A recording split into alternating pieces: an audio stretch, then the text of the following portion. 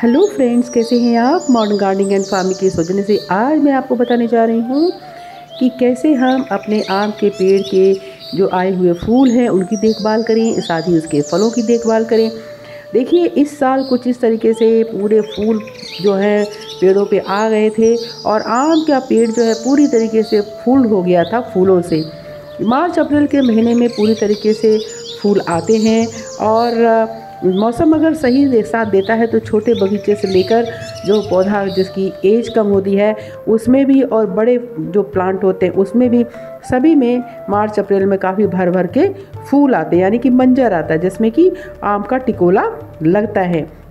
लेकिन कई बार ऐसा देखा जाता है कि भर भर के फूल आने के बावजूद भी आम का फल जो होता है वो टिकता नहीं है या बहुत कम आम का फल आता है। इस बार ये देखा गया छोटे से छोटे पौधे में, बड़े से बड़े पौधे में भर भर कर फूल आए।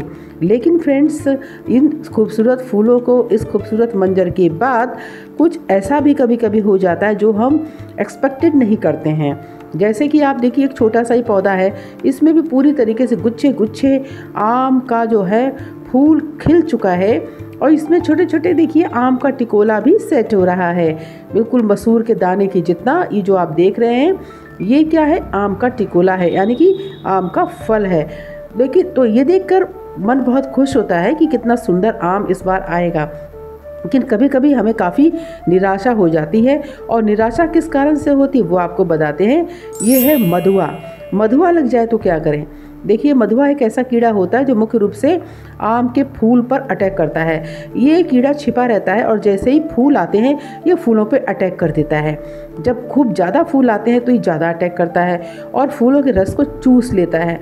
रस चूसने के बाद ये शुगर की तरह एक मटेरियल होता है, उसको सिक्रीट करता है, जिसकी वजह से मंजर देखिए पूरी तरीके से जला हुआ लगता है और आम का टिकोला जो है वो, जो हमारा खूबसूरत मंजर होता है वो झुलस सा जाता है और पत्तियों के ऊपर में चिपचिपा, जैसे कि किसी ने चीनी का घोल डाल दिया हो, उस तरीके से चिपचिपा पदार्थ लग जाता है। और ये होता है कीट की वजह से, जिसको कि हम मधुआ के नाम से जानते हैं, जो कि रस को चूसता है मंजर से और काफ़ी छोटा छोटा होता है। तो जानेंगे इसको हम कंट्रोल कैसे करें। इसके लिए सबसे पहले नंबर पे हमें क्या करना है, कोई ऐसा हमें इंसेक्टिसाइड लेना है जो सोपी टाइप का हो, जिसमें सोप हो, उसको जो हॉर्टिकल्चर के लिए यूज होता हो उसका स्प्रे कर देना है ताकि पत्तियाँ धुल जाएं। दूसरे नंबर पे क्या करना है, इसके लिए इंसेक्टिसाइड, सिस्टेमिक इंसेक्टिसाइड का यूज करना है जिससे कि सकिंग टाइप के पेस्ट जो हैं वो मर जाएं, यानी कि हमारा ये हनी ड्यू है वो फ्री हो जाए और अच्छा मंजर हो जाए। तीसरे नंबर पे क्या करना है, हमें कलेक्ट करना है, जितने भी हमारे फल नीचे गिर गए उसको कलेक्ट कर लेना, हटा देना है। और चौथे नंबर पे समर प्लोइंग कर देनी, यानी बगीचे की अच्छी तरीके से हमें जुताई कर देनी है। अब बात करते हैं फूल आने के समय हमें क्या क्या करना चाहिए। तो फ्रेंड्स, सबसे पहले नंबर पे हमें क्या करना है, फेरोमोन ट्रैप का यूज़ करना है, जिसके लिए हमको फ्लाई की को मॉनिटर करते रहना, उसकी एक्टिविटी को। उसमें मिथाइल यूजिनाल नामक सेक्स लेयर होता है, उसको ट्रैप के अंदर डाला जाता है और उसकी एक्टिविटी को हम फ्लाई की मॉनिटर करेंगे ताकि उसमें कीड़ा आके फंस जाए। तो इस तरीके से हम मैंगो मिच फ्लाइज को पकड़ सकते हैं। दूसरा नंबर सर्विलांस करना है ट्रैप का, कि जो भी फ्रूट फ्लाई है वो उसमें अंदर आके फंसा है कि नहीं, उसको मॉनिटर करना है। तीसरे नंबर पर हमें देखना है उसका केमिकल कंट्रोल। तो फ्लाई को कंट्रोल करने के लिए हम इंसेक्टिसाइड्स का यूज कर सकते हैं, जिसमें 4 तरीके के इंसेक्टिसाइड्स होते हैं, जिसमें फेंथियन 100 EC 1 मिलीलीटर 1 लीटर पानी में, मेलाथियन 50 EC 2 मिलीलीटर 1 लीटर पानी में, डाईमेथोएट 30 EC 1 मिलीलीटर 1 लीटर पानी में और कार्बारिल 50 WP 4 ग्राम पर 1 लीटर पानी में डालना है। इस तरीके से दवा का स्प्रे करें। स्प्रे करने के दौरान हमें देखना है कि जो हमारी कली है वो खिली रहनी चाहिए, हल्की सी खिलनी चाहिए। उसमें 0.05% फेनिट्रोथियन जो है आपको स्प्रे कर देना है। इसके स्प्रे करने से जो है कीड़ा, जो रस चूसक कीट होते हैं वो नहीं लगेंगे और आपका जो ये फूल है पूरी तरीके से फ्री हो जाएगा।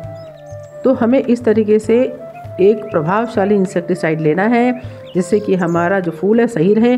परंतु अगर इन्फेक्शन काफ़ी सीवियर हो गया है तब हमें एक स्ट्रॉन्ग इंसेक्टिसाइड का यूज़ करना, जैसे कि थाइमेथाक्सम 25% WG को 0.3 ग्राम पर लीटर ऑफ वाटर में घोलकर स्प्रे कर देना है, या इमिडाक्लोप्रिड 17.8% इमल्सिफाइड कंसंट्रेशन 0.3 ml पर लीटर ऑफ वाटर में घोलकर उसका छिड़काव करें। अगर आपका जो फूल है काफ़ी उसमें बीमारी हो गई हो तब उसको काट के अलग कर दीजिए और उस स्टेम को ज़मीन में गड़ा दीजिए, यानी उस फूल को ज़मीन में गड़ा दीजिए ताकि इन्फेक्शन जो है आपका बाहर नहीं फैले। तो इस तरीके से बहुत सारे रस चूसक कीड़ों से हम अपने फूल को बचा सकते हैं। फूल की हमें प्रॉपर मॉनिटरिंग करते रहना है।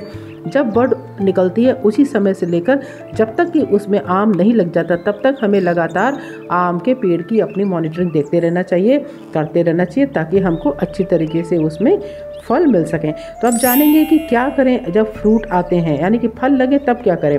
देखिए, मंजर लगने के बाद अभी देखिए अप्रैल में इस तरीके से फूल आ चुके हैं, तो फूल अक्सर झड़ जाते हैं और झड़ने की समस्या के कारण हमारा उत्पादन भी प्रभावित होता है। तो ऐसे में हमें क्या करना है, यदि हमने अपने किचन गार्डन में आम लगा रखा है, क्योंकि किचन गार्डन में मुख्य रूप से हम आम्रपाली, मल्लिका, दशहरी, अल्फांसो ये पेड़ लगाते हैं जो कि छोटे होते हैं और इसमें फल भी काफ़ी आते हैं। गुलाब खास तो काफ़ी अच्छा सुगंध भी देता है। तो इसके फलों को रोकने के लिए हमें क्या करना है, प्लानोफिक्स नामक एक दवा आती है बाज़ार में, उसको हम 1 ml 3 से 4 लीटर पानी में घोलकर स्प्रे करेंगे और इस पर छिड़काव कर देंगे। जब छोटे छोटे मटर के दाने जैसा टिकोला आ जाता है तब इससे क्या होगा, देखिए आगे की तरफ में जो आप देख रहे हैं ना गुच्छा, इस तरीके की जब स्टेज हो, देखिए इसमें हमें प्लानोफिक्स नामक दवा का स्प्रे कर देना है। इसलिए ये जो प्लानोफिक्स दवा होती है ये हार्मोन का होता है और ये हार्मोन जो है हमारा पौधे जो फल होता है उसको डंडी से जोड़ने में मजबूती प्रदान करता है। तो इससे फल ड्रॉप काफ़ी कम होता है, यानी कि काफ़ी फल जो आपके टूट टूट कर नीचे गिरते हैं वो रुक जाएंगे।